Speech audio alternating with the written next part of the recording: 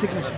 Sir, ನನ್ನ ಹೆಸರು ಹರೀಶ್ ಅಂತ, ಮಂಡ್ಯ ಜಿಲ್ಲಾ ಗ್ರಾಮಾಡಳಿತ ಅಧಿಕಾರಿಗಳ ಸಂಘದ ಜಿಲ್ಲಾಧ್ಯಕ್ಷ ಹಾಗೂ ಮಂಡ್ಯ ಜಿಲ್ಲಾ ಗ್ರಾಮಾಡಳಿತ ಅಧಿಕಾರಿಗಳ ಸಂಘದ ರಾಜ್ಯ ಸಂಘದ ಉಪಾಧ್ಯಕ್ಷ. ಸರ್, ಒಟ್ಟು ಎಷ್ಟು ಜನ ನೀವು ಇದರಲ್ಲಿ? ಸರ್, ನಮ್ಮ ಜಿಲ್ಲೆಯಲ್ಲಿ 350ಕ್ಕಿಂತ ಹೆಚ್ಚು ಗ್ರಾಮಾಡಳಿತ ಅಧಿಕಾರಿಗಳು ಇವತ್ತು ಭಾಗವಹಿಸಿದ್ವಿ. ಇದ್ರ ಜೊತೆಗೆ ನಮಗೆ ನಮ್ಮ ಸರ್ಕಾರಿ ನೌಕರರ ಸಂಘದ ಜಿಲ್ಲಾ ಸಂಘನೂ ಸಹ ನಮಗೆ ಒಂದು ಸಪೋರ್ಟ್ ಕೊಟ್ಟಿದೆ. ಅದ್ರ ಜೊತೆ ಕಂದಾಯ ನೌಕರರ ಸಂಘದ ಅಧ್ಯಕ್ಷರು ಹಾಗೂ ಅವರ ತಾಲೂಕು ಅಧ್ಯಕ್ಷರುಗಳು ಹಾಗೂ ಎಲ್ಲ ಸಿಬ್ಬಂದಿ ವರ್ಗಗಳು ಸಪೋರ್ಟ್ ಮಾಡಿದ್ದಾರೆ.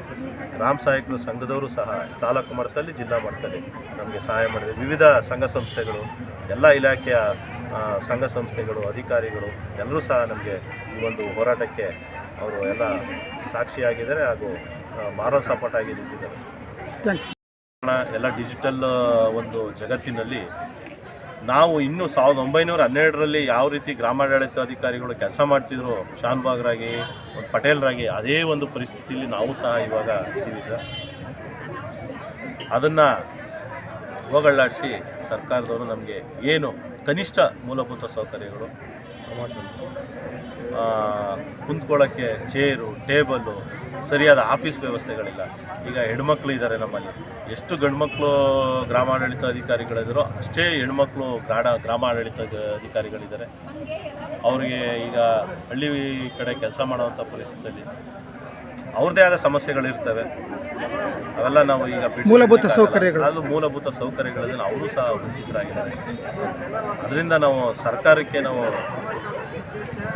ಈ ಸಮಯದಲ್ಲಾದರೂ ನಮ್ಮ ಒಂದು ಈ ಮುಷ್ಕರದ ಹಾದಿಯಲ್ಲಿ ಅವ್ರನ್ನ ಒಂದು ಮನ ಮುಟ್ಟುವಂಥ ಕೆಲಸ ಆಗಿದೆ ಅಂತ ನಾನು ಭಾವಿಸ್ತೀನಿ. ಬಟ್ ಆದರೆ ಆ ಕಡೆಯಿಂದ ಯಾವುದೂ ಇದುವರೆಗೂ ರಿಯಾಕ್ಷನ್ ಬಂದಿಲ್ಲ. ಮುಂದೆ ಆದರೂ ಸಹ ನಮ್ಮ ಕಂದಾಯ ಸಚಿವರು ನಮ್ಮ ಗ್ರಾಮಾಡಳಿತ ಅಧಿಕಾರಿಗಳ ಒಂದು ಕೂಗಿಗೆ ಅವರು ಧ್ವನಿಯಾಗಿ ನಮ್ಮ ಸಮಸ್ಯೆಗಳನ್ನು, ನಮ್ಮ ಬೇಡಿಕೆಗಳನ್ನು ಈಡೇರಿಸ್ತಾರೆ ಅನ್ನೋ ಒಂದು ಭರವಸೆಯಲ್ಲಿ ನಾವಿದ್ದೀವಿ. ಈ ನಿಟ್ಟಿನಲ್ಲಿ ಇದೊಂದೇ ಅಂತಲ್ಲ ಸರ್, ಮೂಲಭೂತ ಸೌಕರ್ಯಗಳಲ್ಲಿ ಒಂದೇ ಅಲ್ಲ, ನಮ್ಮ ಪ್ರಮೋಷನ್ಗಳ ಸಂಬಂಧಪಟ್ಟ ಇರಬಹುದು. ಸುಮಾರು 3 ವರ್ಷದಿಂದ ಯಾರಿಗೂ ಪ್ರಮೋಷನ್ಗಳಾಗಿಲ್ಲ. 15 ವರ್ಷ, 20 ವರ್ಷ, 25 ವರ್ಷ ವಿಎಗಳಾಗಿ ಕೆಲಸ ಮಾಡಿ ಅದೇ ಒಂದು ಹುದ್ದೆಯಲ್ಲಿ ನಿವೃತ್ತಿ ಹೊಂದ್ತಾ ಇದ್ದಾರೆ. ಹಾಗೂ ಈ ಒಂದು ಮಾನಸಿಕವಾದ ಒತ್ತಡದಲ್ಲಿ ಸರಿಸುಮಾರು 1-2 ವರ್ಷದಿಂದ 50ಕ್ಕಿಂತ ಹೆಚ್ಚು ಗ್ರಾಮಾಡಳಿತ ಅಧಿಕಾರಿಗಳು ಮರಣಕ್ಕೆ ತುತ್ತಾಗಿದ್ದಾರೆ. ಅಂದರೆ ಅಧಿಕವಾದ ಒತ್ತಡ ಆದಾಗ ಕೆಲವರು ಮಾನಸಿಕವಾಗಿ ತಗೊಳ್ತಾರೆ. ಆ ಮಾನಸಿಕವಾಗಿ ಅದನ್ನು ಹೋಗಲಾಡಿಸಲಿಕ್ಕೆ ದುಶ್ಚಟಗಳಿಗೆ ಬಲಿಯಾಗಿ ಎಷ್ಟೋ ಜನ ತಮ್ಮ ಪ್ರಾಣಗಳನ್ನು ಕಳ್ಕೊಳ್ತಾ ಇದ್ದಾರೆ. ಈ ಒಂದು ಪರಿಸ್ಥಿತಿಯಲ್ಲಿ ನಾವು ನಿಂತಿದ್ದೀವಿ. ಹಾಗೆ ಈ ಕೆಲವು ಅಂತರ್ಜಿಲ್ಲಾ ವರ್ಗಾವಣೆ ಸಂಬಂಧಪಟ್ಟಂಗಿದೆ, ಪತಿ ಪತ್ನಿ ವರ್ಗಾವಣೆಗೆ ಸಂಬಂಧಪಟ್ಟಂಥ ವಿಷಯಗಳಿವೆ. ಅವೆಲ್ಲ ಆದೇಶಗಳು, ಸರ್ಕಾರದಲ್ಲಿ ಆದೇಶಗಳಾದರೂ ಸಹ ನಮಗೆ ಆ ಸವಲತ್ತುಗಳು ತಗೊಳ್ಳೋಕೆ ಆಯ್ತಾ ಇಲ್ಲ. ಸರ್ಕಾರವೇ ಆದೇಶ ಮಾಡಿದೆ, 7 ವರ್ಷ ಆದಮೇಲೆ ಅವರ ಸೀನಿಯಾರಿಟಿ ಬಿಟ್ಟು ಪತಿ ಪತ್ನಿ ಪ್ರಕರಣದಲ್ಲಿ ಅವರಿಗೆ ವರ್ಗಾವಣೆಯನ್ನು ಮಾಡ್ಬೋದು ಅಂತ ಆದೇಶ ಇದ್ದು ಸಹ ನಮಗೆ ಆದೇಶವನ್ನು ನಾವು ಜಾರಿಗೆ ತರೋಕ್ಕೆ ಸಾಧ್ಯವಾಗ್ತಾ ಇಲ್ಲ. ಎಲ್ಲ ಒಂದು ಪರಿಸ್ಥಿತಿಗಳಿದೆ. ಇನ್ನೂ ಹಲವಾರು ಸಮಸ್ಯೆಗಳು ನಮ್ಮ ಗ್ರಾಮಾಡಳಿತ ಅಧಿಕಾರಿಗಳು ತಳಮಟ್ಟದಿಂದ ಅನುಭವಿಸ್ತಾ ಇದ್ದಾರೆ. ಈ ಒಂದು ಎಲ್ಲ ಸಮಸ್ಯೆಗಳಿಗೆ ನಾವು ಹಲವಾರು ಮನವಿ ಕೊಟ್ಟು ನಮಗೂ ಸಹ ಆ ಮನವಿ ಕೊಟ್ಟೋದಕ್ಕೆ ಯಾವುದೇ ಪ್ರತಿ ಉತ್ತರ ಬರದೇ ಹೋದ ಕಾರಣ ರಾಜ್ಯ ಸಂಘದಿಂದ ಮೊನ್ನೆ ಚಿತ್ರದುರ್ಗ ಜಿಲ್ಲೆಯಲ್ಲಿ ಏನು ರಾಜ್ಯ ಕಾರ್ಯಕಾರಿಣಿ ನಡೆಯಿತು, ಅವತ್ತು ಎಲ್ಲ ಜಿಲ್ಲಾಧ್ಯಕ್ಷರ ಒಂದು ಸಮ್ಮುಖದಲ್ಲಿ ತೀರ್ಮಾನ ಆದಂತೆ ನಾವು ಅನಿರ್ದಿಷ್ಟಾವಧಿ ಮುಷ್ಕರವನ್ನು ಕೈಗೊಂಡಿದ್ದೀವಿ ಸರ್. ಇದು 2ನೇ ದಿನಕ್ಕೆ ಯಶಸ್ವಿಯಾಗಿದೆ.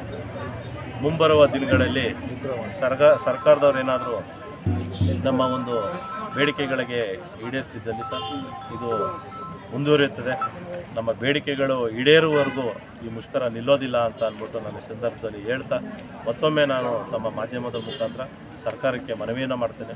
ನಮ್ಮ ಏನು ಮೂಲಭೂತ ಸೌಕರ್ಯಗಳು, ಇದೇನು ಬೇಡಿಕೆಗಳನ್ನು ಈಡೇರಿಸದೆ ಹೋದಂಥ ಬೇಡಿಕೆಗಳೇನು ಇಟ್ಟಿಲ್ಲ. ನಾವು ಗ್ರಾಮಾಡಳಿತ ಅಧಿಕಾರಿಗಳು ಒಂದು 2-3 ಸರ್ವಿಸ್ ಮ್ಯಾಟ್ರಿಗೆ ಸಂಬಂಧಪಟ್ಟಂತೆ ಇರ್ಬೋದು, ಉಳಿದವಂಥ ಬೇಡಿಕೆಗಳು 1-2 ದಿನದಲ್ಲಿ ಆಗುವಂಥ ಬೇಡಿಕೆಗಳೇ ನಾವು ಇಟ್ಟಿರೋದು.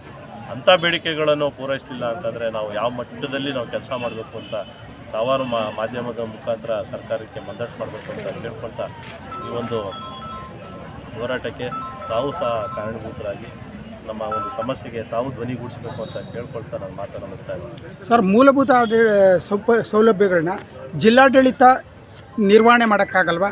ಅದನ್ನು ಈಡೇರ್ಸೋಕ್ಕಾಗಲ್ವಾ? ರಾಜ್ಯ ಸರ್ಕಾರನೇ ಅದಕ್ಕೆ ಕಾರಣ ಸರ್, ಮೂಲಭೂತ ಮುಂದಾಗಬೇಕಾ?